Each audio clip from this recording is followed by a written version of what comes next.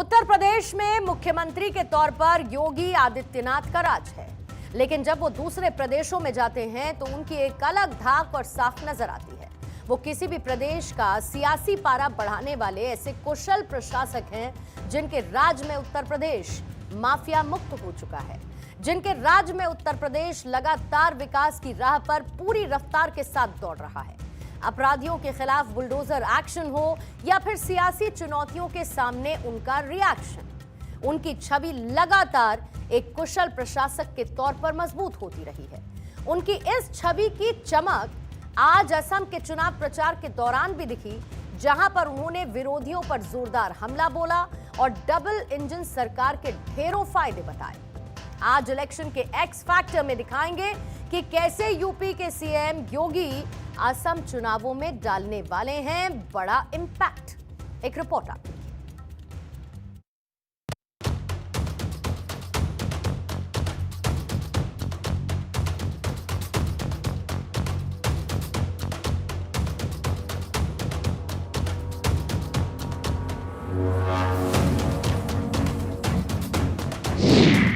सियासत के दांव पेच पड़ेंगे भारी, पार्टियों की है जीत की तैयारी।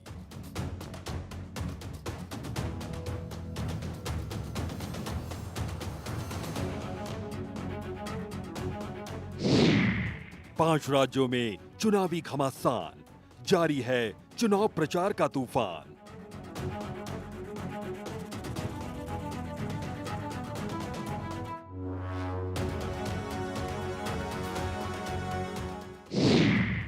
तेज हुई जुबानी जंग, रोड शो कर रहे हैं सियासी दबंग।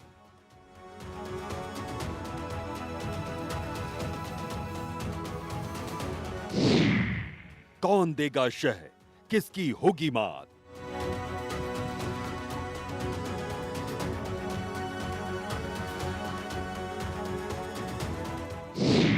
बंगाल टू असम, दिग्गज टच करेंगे वोटर्स के जज्बात।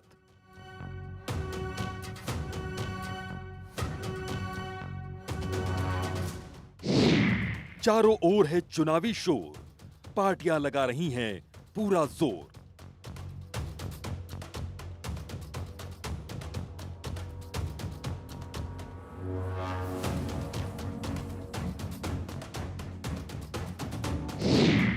कहीं कम कहीं ज्यादा होगा वोटों का अंतर, कौन साबित होगा इलेक्शन का एक्स फैक्टर?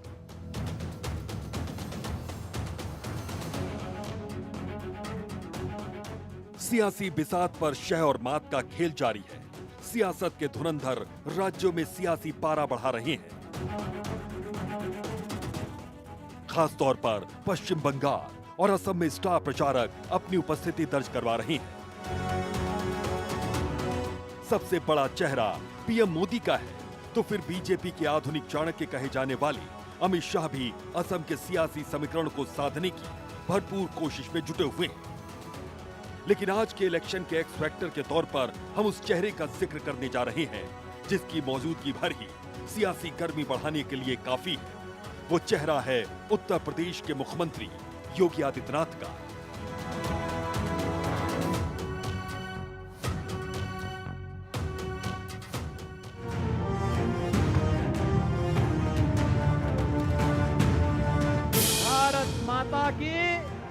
भारत माता की जय श्री राम।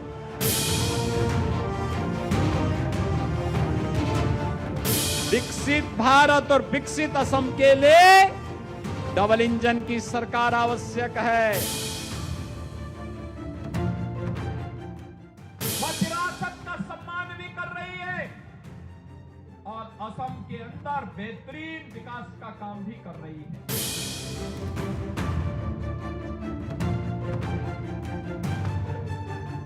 कांग्रेस घुसपैठ कराती थी, बीजेपी घुसपैठियों को निकाल बाहर करती है।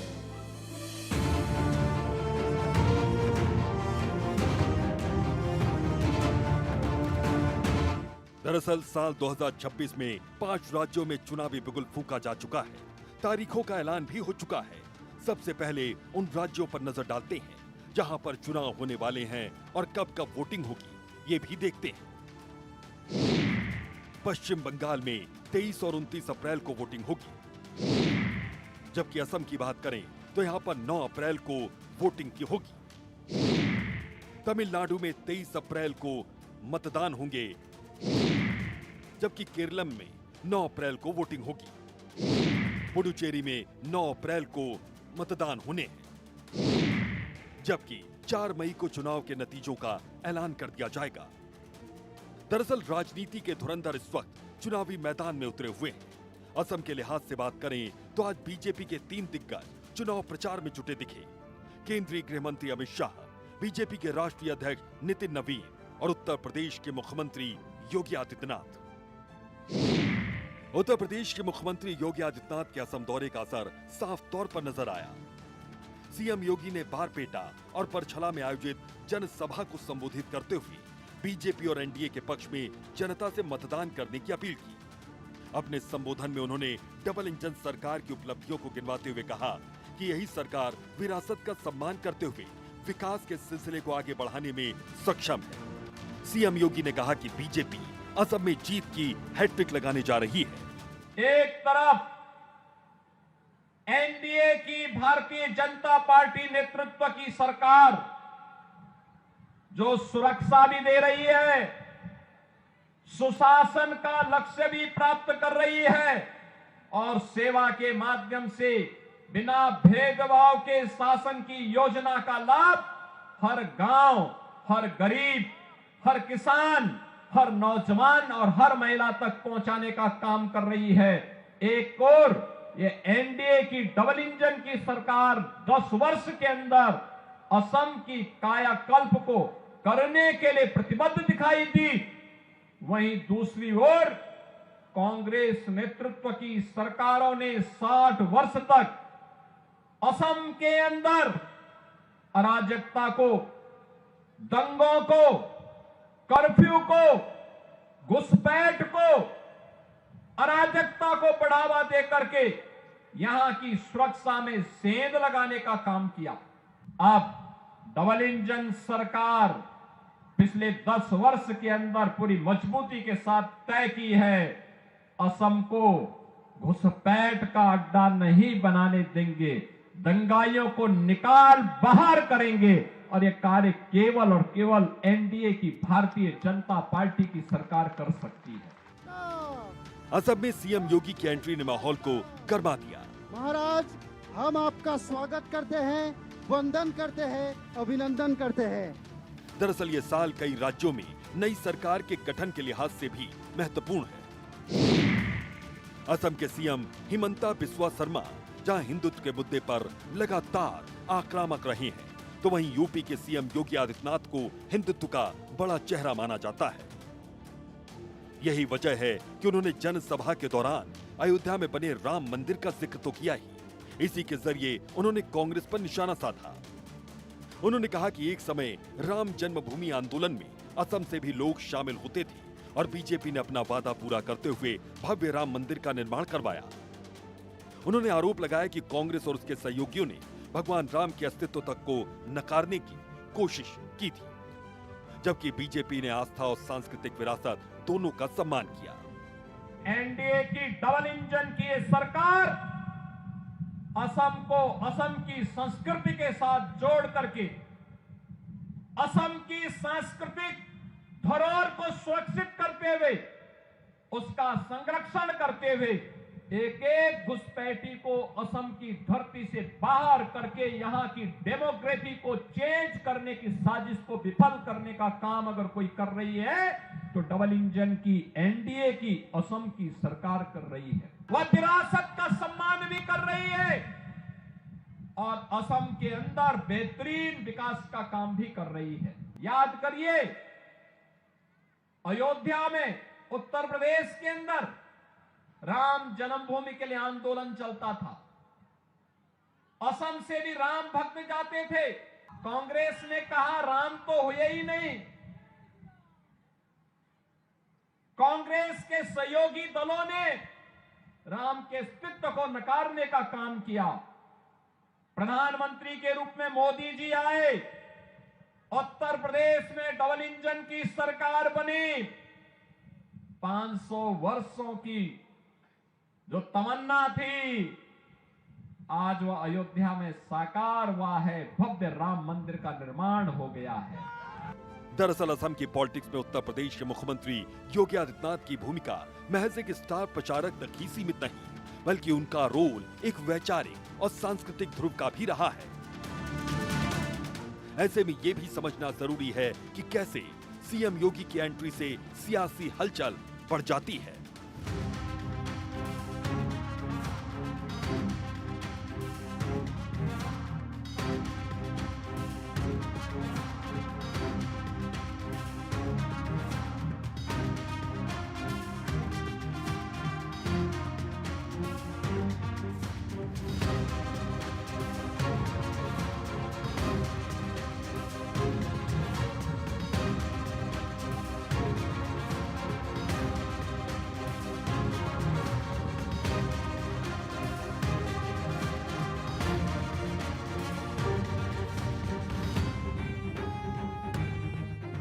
दरअसल सीएम योगी हिंदुत्व का सबसे प्रखर चेहरा है।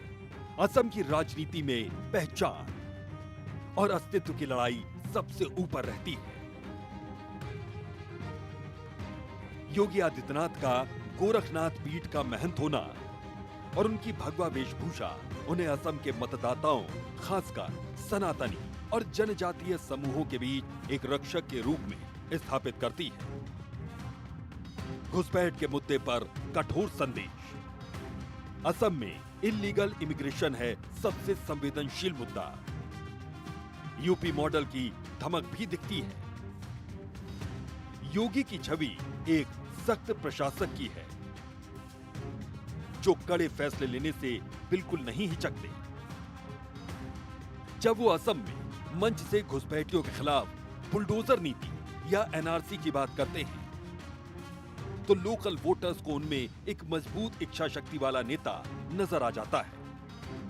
योगी का अपराध मुक्त और सुरक्षित प्रदेश का नारा बेहद प्रभावी साबित होता है। योगी आदित्यनाथ की मौजूदगी से चुनाव का एजेंडा विकास के साथ साथ वैचारिक ध्रुवीकरण की ओर मुड़ जाता है। वो AIUDF और बदरुद्दीन अजमल जैसे चेहरों पर सीधे प्रहार करते हैं, जिससे हिंदू वोटों का बिखराव रुकना लाजमी है। ये वोटर्स बीजेपी के पक्ष में लामबंद हो जाते हैं। वे असम की सत्र संस्कृति और स्थानीय मठों के संरक्षण की बात कर स्वदेशी समुदायों का दिल जीत लेते हैं। हिंदी भाषी और प्रवासी मतदाताओं पर उनका बड़ा प्रभाव है। असम में एक बड़ी आबादी हिंदी भाषियों की है, जिसमें विशेष रूप से पूर्वी उत्तर प्रदेश और बिहार के लोग शामिल हैं। चाय बागान क्षेत्रों और शहरी केंद्रों में ये मतदाता निर्णायक भूमिका निभाते हैं। योगी आदित्यनाथ इन मतदाताओं के लिए एक अपनेपन का प्रतीक है। विकास और विरासत का तालमेल। यूपी के सीएम योगी सिर्फ धर्म की बात नहीं करते, वो डबल इंजन सरकार के फायदों को भी समझाते हैं। साथ ही साथ चुनावी मंचों से यूपी का उदाहरण वो देते आए हैं। वो असम की बदलती तस्वीर को उत्तर प्रदेश से जोड़ते हैं। उत्तर प्रदेश में एक्सप्रेसवे और कनेक्टिविटी के काम का भी जिक्र करते हैं। योगी आदित्यनाथ जी ने हमेशा से उन्हें हिंदू सम्राट की तरह देखा गया है। उनकी एक पोस्ट अगर कहीं ट्विटर पे आ जाए या वो कहीं पे भी किसी भी पटल पे कुछ भी बोल दें, तो वो चीज़ें इतनी वायरल हो जाती हैं, क्योंकि वो सिर्फ बोलते नहीं हैं, वो करके दिखाते हैं। और हिंदू सम्राट एक मठ से है। तो अभी जो उन्होंने असम के लिए बोला है, असम की जनता के लिए बोला है, वो असम की जनता ने बड़े गौर से सुना है और सभी हिंदू उनकी बातों को बहुत ध्यानपूर्वक सुनते हैं। और जब वोट देने का वक्त आता है तो बड़े धैर्य से उनकी बातों को याद करके पार्टी को वोट देते हैं। और इसीलिए हिंदू सम्राट हमेशा विजयी रहा है और विजयी रहेंगे। सीएम योगी ने जोरदार तरीके से कांग्रेस और यूडीएफ पर निशाने साधे हैं। उन्होंने आरोप लगाया कि इन्होंने मिलकर असम की संस्कृति के साथ खिलवाड़ किया। असम में घुसपैठियों के मुद्दे पर राजनीति बार बार गरमाती रही है और इन चुनावों में ये बेहद महत्वपूर्ण मुद्दा रहा है। यही वजह है कि सीएम योगी ने कांग्रेस और यूडीएफ पर आरोप लगाते हुए ये दावा किया कि घुसपैठियों को बढ़ावा देकर ये राज्य की जनसांख्यिकी को प्रभावित कर रहे हैं और स्थानीय लोगों की जमीनों पर कब्जे की भी बार बार कोशिश हो चुकी है। उत्तर प्रदेश के मुख्यमंत्री योगी आदित्यनाथ का जो आज शंखनाद हुआ है आसाम के अंदर और शंखनाद का फर्क आपको नजर आएगा। देखिए बड़ी सिंपल सी बात है, योगी आदित्यनाथ की एक फैन फॉलोइंग है और जो भी बोलते हैं और जो करते हैं लोगों को महसूस होता है और उसको जानते हैं, और वो जब अगर कोई बात रख रहे हैं तो जनता का विश्वास हमेशा उनके ऊपर होता है। तो यही एक फैक्टर है, चाहे उत्तर प्रदेश कहीं ना कहीं ब्रांड योगी के नाम से जाना जाता है, और ये जो योगी का एक्स फैक्टर कह लीजिए या योगी जी का एक करिश्मा कह लीजिए, इस करिश्मा का कोई भी तोड़ किसी भी अपोजिशन पार्टी के पास नहीं है। उनके पास हिंदुत्व है, उनके पास कार्य है और उनके पास डिलीवरी है। तो तीनों का जो मॉडल है, तीनों का जो कॉम्बिनेशन है, उस कॉम्बिनेशन को अगर देखा जाए तो योगी आदित्यनाथ का शंखनाद मतलब विजयश्री की तरफ बढ़ती हुई भारतीय जनता पार्टी, और ये कहीं ना कहीं रिजल्ट में आपको असम में दिखेगा। असल में सीएम योगी मंचों से असम के वोटर्स को ये समझाते दिखते हैं कि किस तरह से डबल इंजन के राज और उनके कड़े प्रशासन के चलते उत्तर प्रदेश में पिछले 9 वर्षों में एक भी बड़ा दंगा नहीं हुआ और राज्य दंगा, कर्फ्यू और माफिया मुक्त बन चुका है। उन्होंने लव जिहाद और लैंड जिहाद का जिक्र करते हुए एनडीए का संकल्प दोहराया कि असम को इससे मुक्त रखा जाएगा।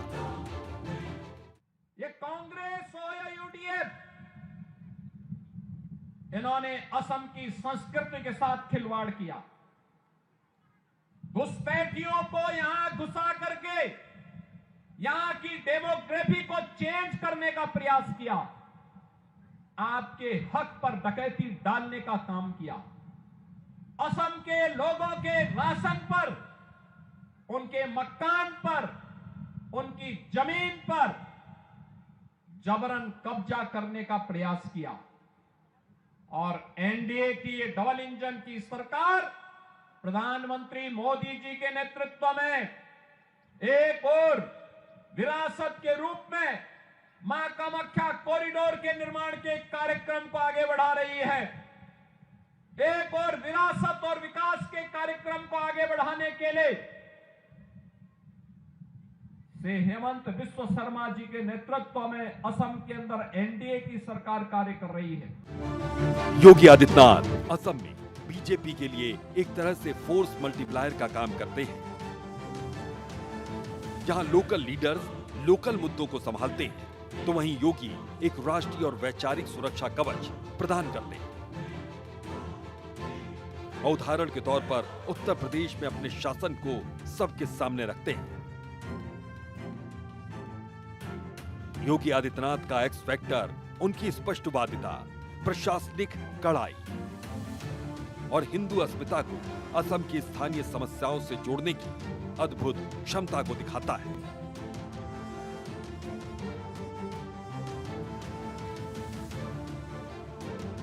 जाहिर है जब योगी आते हैं तो हलचल बढ़ती ही बढ़ती है। Bureau report, Bharat 24।